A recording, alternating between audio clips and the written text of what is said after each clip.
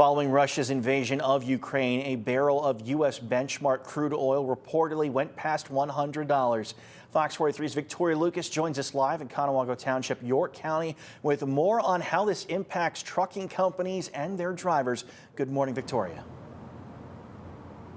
Good morning, Alex. Well, first, it's important to understand just how crude oil is important to our daily lives, from gas to heat. Now, when we talk about the situation between Russia and Ukraine, it's important that we know that Russia holds a huge stake for gas in Europe, more than 30%. So for truck companies, increases in the price of gas makes it harder if they're receiving a cheap freight to transport.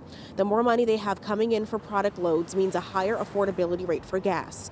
Some truck drivers in our state say they've had to fill up 2 to 3 times a week, putting in hundreds of dollars. One truck company owner I spoke with tells me his company isn't feeling the increase just yet, but he's eyeing the price. Freight went up after COVID. It's kind of like double. And so with the fuel prices where it's at right now, I'm not really feeling it right now, but it's getting there. Because I'm seeing $5 up here already. So it's going up. State officials add businesses will have to do what they need to keep up with the market because they've got to take some profit home at the end of the day. They also say how fuel is processed environmentally needs to be refined as well.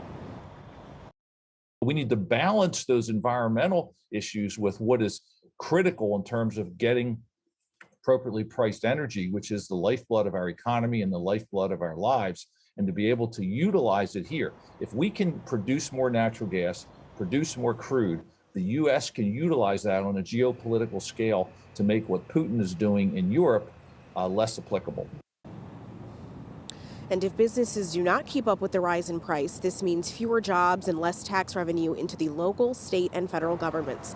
Analysts say the problem is many families will be impacted by this, especially lower income families. This will just drive them to have to work more, toppled with the pandemic.